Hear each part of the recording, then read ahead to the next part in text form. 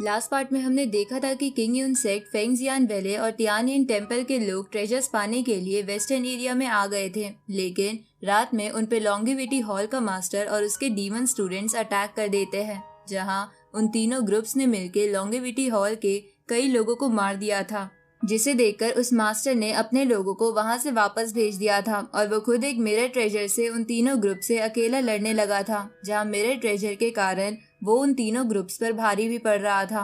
पर वो तीनों ग्रुप्स ये बात जान जाते हैं कि वो सब उस मिरर की वजह से हार रहे हैं, इसलिए वो सब उस मिरर से बचते हुए उस मास्टर पे अटैक करने लगे थे, जिसके कारण वो थोड़ा इंजर्ड हो गया था। साथ ही इधर रोजी एक बहुत ही खतरनाक स्वॉर्ड अटैक तैयार कर रही थी। अब आगे तो इस पार्ट की शुरुआत में बाकी सब लोग उस मास्टर को चारों तरफ से घेर लेते हैं, जिसके बाद रोजी उस मास्टर पे मिस्टिक 9th हेवन थंडर का इस्तेमाल करती है, जिसके कारण रोजी की फॉर्मेशन से एक थंडर ड्रैगन निकलकर उस मास्टर की तरफ बढ़ता है।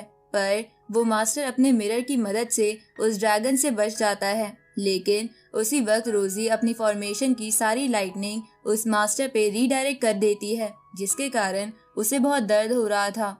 इसलिए वो अपना ब्लड निकालकर उस मिरर पे लगाता है, जिससे वो मिरर उस मास्टर के ऊपर 3 शील्ड बना देता है। पर तभी रोजी फिर से उस मास्टर पे अपनी स्वॉर्ड से अटैक करती है, जिसके कारण वहाँ बहुत बड़ा धमाका होता है और चारों तरफ धुआं धुआं हो जाता है।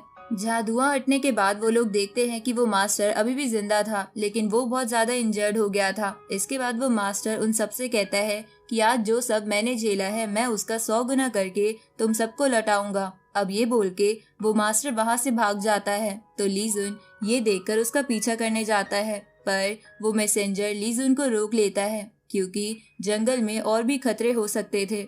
इसके बाद वो सब बातें करने लगते हैं कि आज उन्होंने लॉन्गेविटी हॉल को हरा दिया, इसलिए शायद वो लोग अब उन पे अटैक नहीं करेंगे। इधर ये सब दूर से जियाओ फैन भी देख रहा था। दूसरी तरफ हम लॉन्गेविटी हॉल के एक सीनियर को देखते हैं जो अपने घायल स्टूडेंट्स के साथ मास्टर के आने का वेट कर रहा था।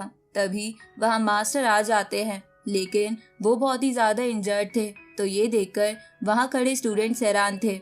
इधर वो सीनियर उस मास्टर को खड़े रहने में सपोर्ट करता है, पर वो मास्टर उसका सपोर्ट लेने से मना कर देता है। साथ ही वो बाकी स्टूडेंट से कहता है कि मुझे कुछ भी नहीं हुआ है, ये तो छोटी मोटी चोट है। वो मास्टर ऐसा इसलिए कहता है ताकि उसके स्टूडेंट्स डिमोटिवेट ना हो जाए। इधर वो सीनियर उन स्टूडेंट से कहता है कि तुम सब जाके रेस्ट करो, कल सुबह हम मास्टर के प्लान के अकॉर्डिंग चलेंगे। तो वो स्टूडेंट अपनी अपनी जगह चले जाते हैं, जिसके बाद वो सीनियर उस मास्टर को एक पत्थर के पीछे लाता है, जहां वो मास्टर उस सीनियर से कहता है कि हमारे जितने भी स्टूडेंट्स हैं उन्हें यहाँ बुला लो, हमें कल ट्रेजर्स की तलाश में जाना ही होगा। लेकिन उस सीनियर को ये प्लान सही नहीं लगता क्योंकि मास्टर के साथ उनके स्टूडेंट्स भी काफी इंजर्ड थे। लेकिन वो मास्टर उस सीनियर से बोलता है कि हमारे पास और कोई रास्ता नहीं है, किंग यून सेक्ट और बाकी ह्यूमन सेक्ट की एबिलिटी बहुत बढ़ गई है, इसलिए मुझे वहाँ से बचकर आने के लिए भी ब्लड कर्स का इस्तेमाल करना पड़ा, जिसकी वजह से मेरा कल्टीवेशन भी काफी गिर चुका है। इसके बाद वो मास्टर बोलता है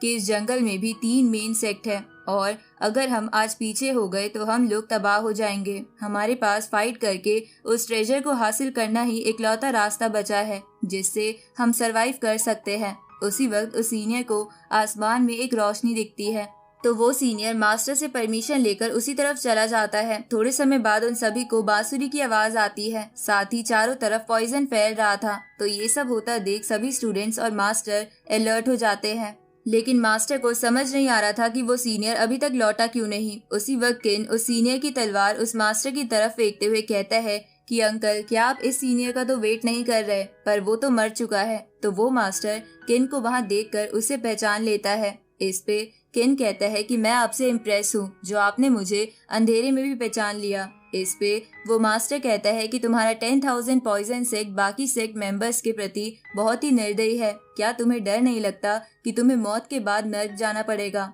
इस पे किन बोलता है कि मुझे तो नहीं लगता कि मैंने कोई बड़ा पाप करा है। इसके बाद किन यान को भी वहाँ बुला लेता है, तो यान का नाम सुन के वो मास्टर थोड़ा घबरा जाता है। इधर यान को देखकर वो स्टूडेंट्स उसकी खूबसूरती से हिप्नोटाइज हो गए थे। तभी वो मास्टर उन सबसे कहता है कि तुम यान की आंखों में मत देखो, वो एक जादूगरनी है।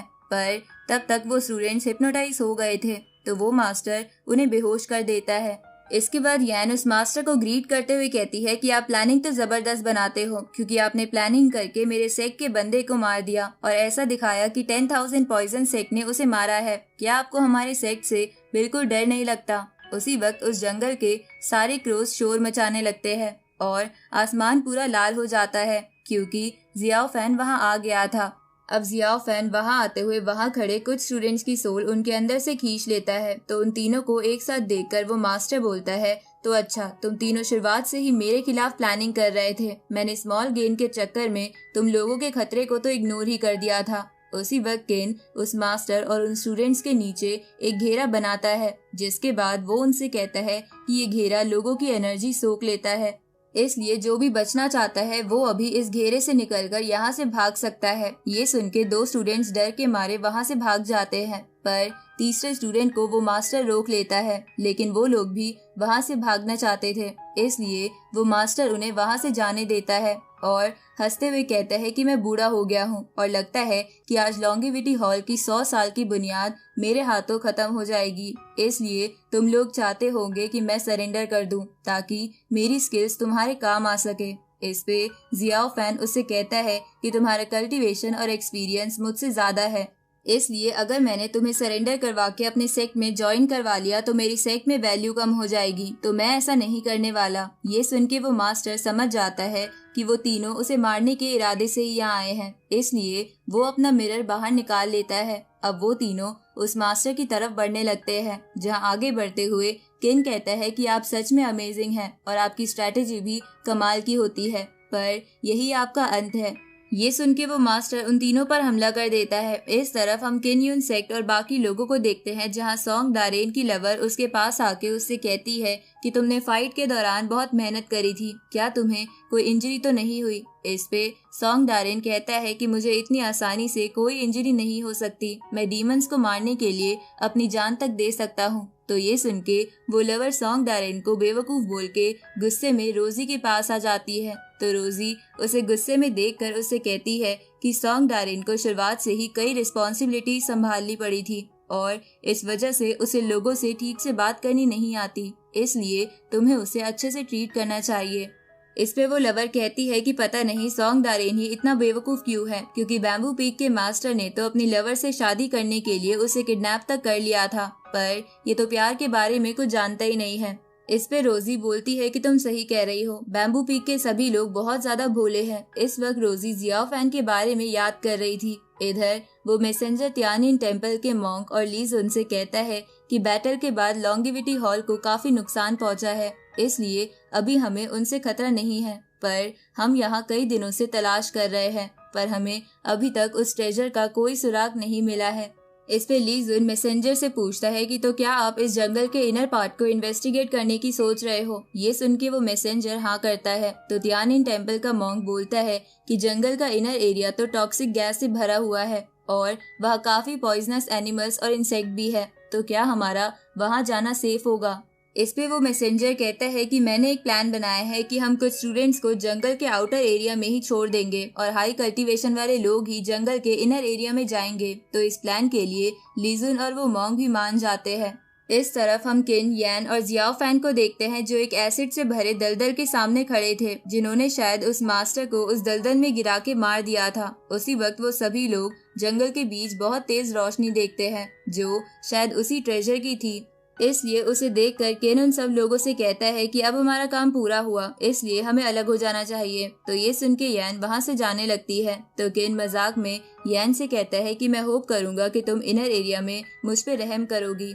आगे जब जियाओ फैन एक पत्थर पर बैठा था, तब उसके पास उसके सेक्ट का एक मेंबर आता है। तो जियाओ फैन उससे कहता है कि तुम और तुम्हारा साथी आउटर एरिया में ही हुआन सेक्ट और 10,000 पॉइजन सेक्ट पर नजर रखो कि क्या उनमें कोई हलचल हो रही है या नहीं। इस पे वो मेंबर जियाओ फैन से कहता है कि हमारे सेक्ट से हमें एक सीक्रेट खबर आई है कि कुछ दिनों पहले यहाँ पर लॉन्ग और जू क्यू आए थे। ये सुन के जियाओ फैन उस मेंबर से कहता है कि ये खबर लीक मत होने देना।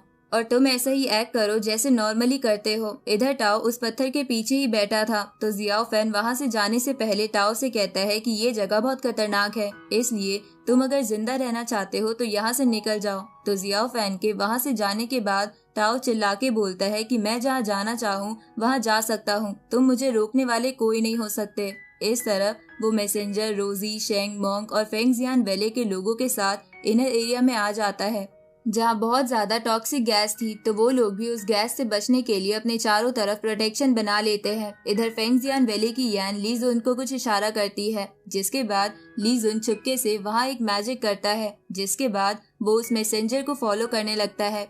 अगली सुबह हम उस फॉर्च्यून टेलर और रिंग को वेस्टर्न एरिया के बाहर देखते हैं, जहां वो फॉर्च्यून टेलर बोलता है कि वेस्टर्न एरिया में कोई अंधेरे का सहारा लेकर अपने ही प्लान बना रहा है। ऊपर से वो यूनिक ट्रेजर भी अपीयर हो चुका है, इसलिए अब उन सबके बीच लड़ाई जरूर होगी। इस पे रिंग सोचती है कि क्या यान ठीक होगी, तो फॉर्च्यून टेलर उससे कहता है कि तुम्हें उसकी नहीं बल्कि खुद की फिक्र करनी चाहिए। तभी उस वेस्टर्न एरिया से उनकी तरफ टाओ आने लगता है, जो रिंग को वहां देखकर वापस से भागने लगता है, लेकिन लिन उसे रोक लेती है और उसको चाटा देते हुए उसे थैंक यू बोलती है। इसके बाद रिंग अपने ग्रैंडपा के साथ वहां से चली जाती है। इस तरफ टाओ सोच में पड़ गया था।